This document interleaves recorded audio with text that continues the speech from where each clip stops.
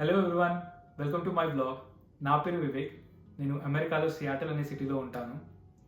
Firstly blog start చేసే ముందు I want to thank each and every one of you. ఎందుకంటే మన ఛానల్కి 1000 సబ్స్క్రైబర్స్ అయ్యారు.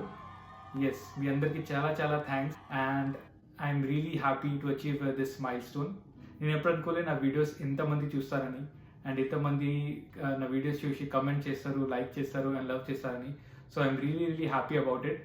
And it is motivating me to create many more better videos and better content. Please keep supporting the channel and hopefully I'll keep getting better at my videos. So without wasting any time, ఈ vlog topic వచ్చేద్దాము. ఇంతకుముందు చాలామంది అడిగినారు, నువ్వు ఎక్కడి నుంచి ఉన్నావు, నువ్వేం job చేస్తున్నావు. కానీ సబ్స్క్రైబర్స్ తక్కువ ఉన్నందుకు నాకు ఎప్పుడు ఆ నీడ్ అనిపించలేదు. కానీ ఇప్పుడు 1000 సబ్స్క్రైబర్స్ అయినారని I think it is a very good time to share my personal journey from India to USA.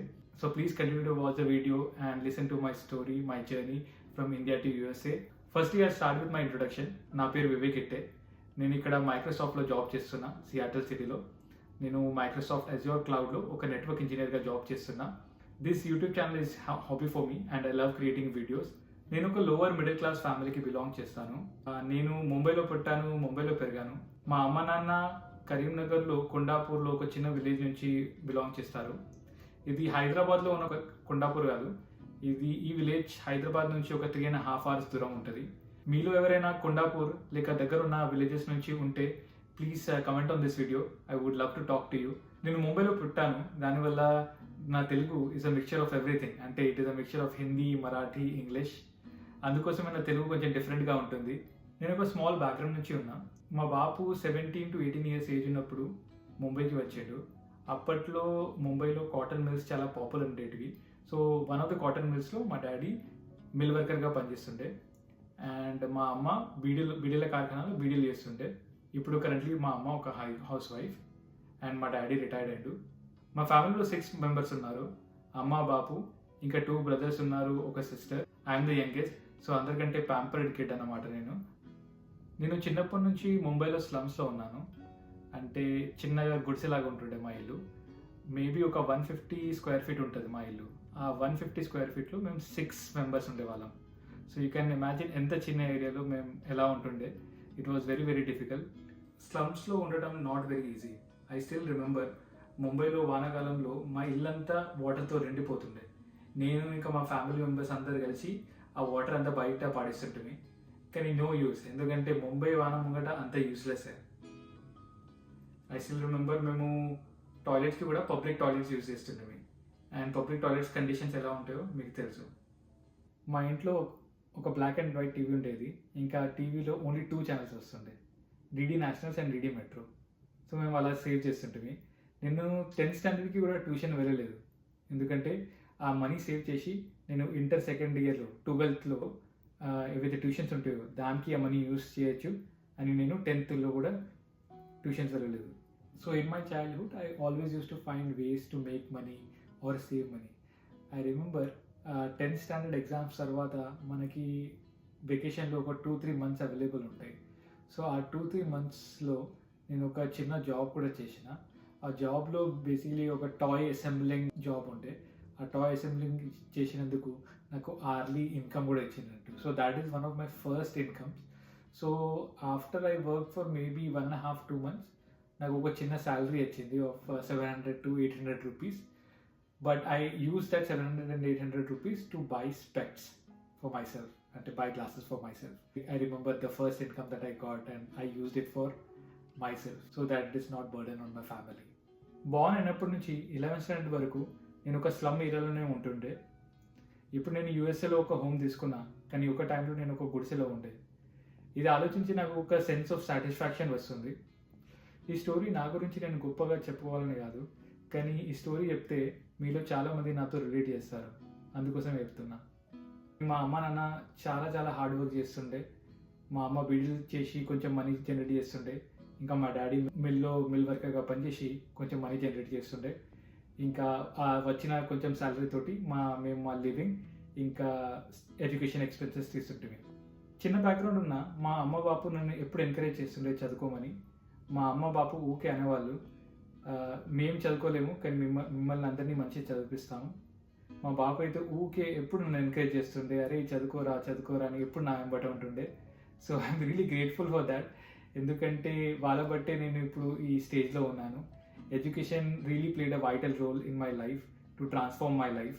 Loan తీసుకుంటూ సేవింగ్ చేస్తూ మా అమ్మ నాన్న మా 2 బ్రదర్స్ని బ్యాచులర్ ఆఫ్ ఇంజనీరింగ్ చెప్పించారు.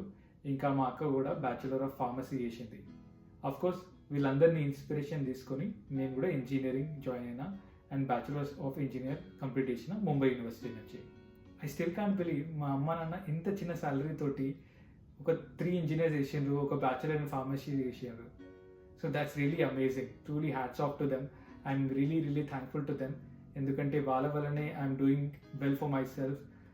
They gifted me this education, they gifted me this life. So I'm really thankful to them.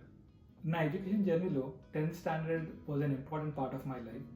ఎందుకంటే 10th స్టాండర్డ్లో నేను ఏమీ ట్యూషన్ తీసుకోలేదు. I still remember that result day.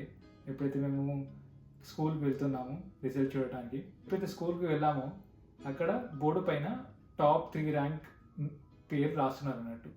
So rank number 1 so name ఉంటే, rank number 2 so name ఉంటే, rank 3 number రాసేటప్పుడు ఇట్లా VIVEK అలా రాసినప్పుడు డాడీకి ఇమీడియట్లీ అర్థమైపోయింది, అరే థర్డ్ ర్యాంక్ ఇస్ వివేక్కి థర్డ్ ర్యాంక్ వచ్చింది.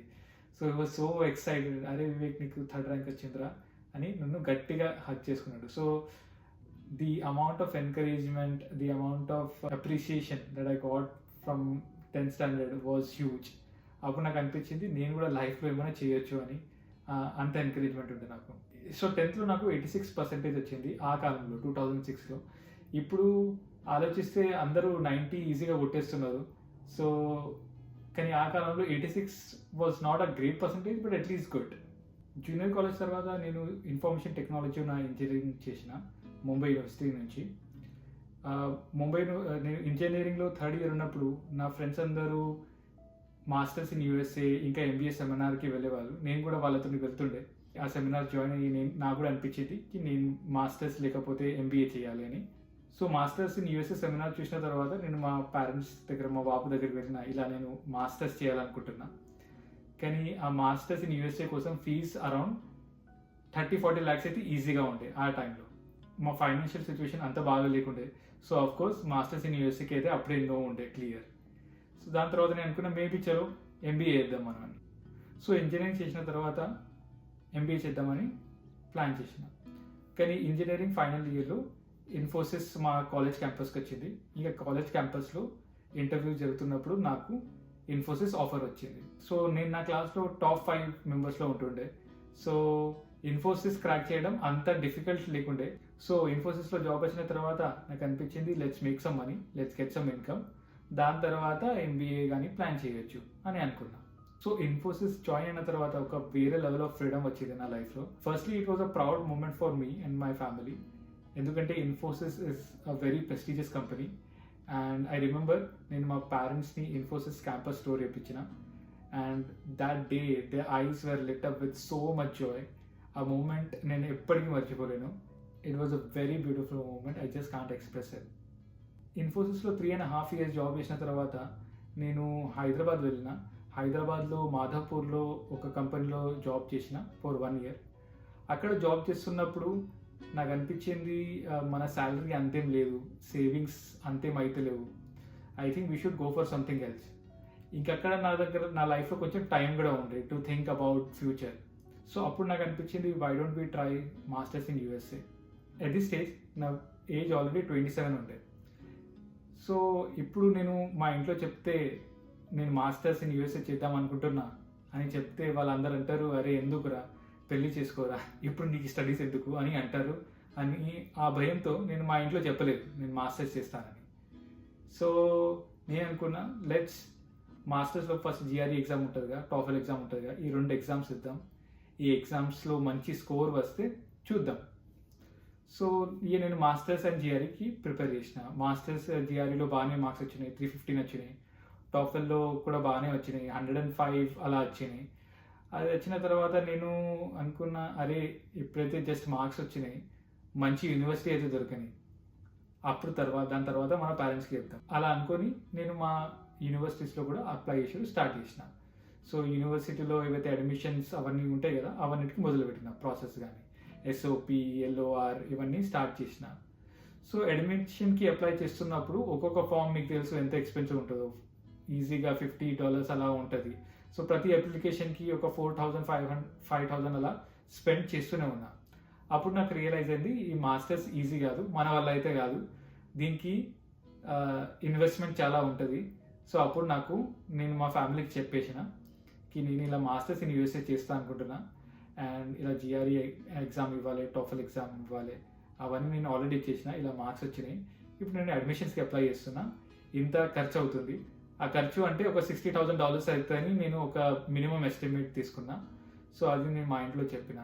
ఫస్ట్ అయితే మా వాళ్ళు బాగా షాక్ అయ్యారు, అరే నువ్వు మాకు చెప్పక చేయక ఇవన్నీ చేసేసినావా. But after a while they supported me. వాళ్ళందరికీ డోంట్ వరీ అబౌట్ ఇట్, మనం ఫిగర్ అవుట్ చేస్తాం, లోన్ తీసుకుందాం, అవన్నీ చేద్దాం, so don't worry about it అని అన్నారు. So I got a lot of support when I wanted to do masters.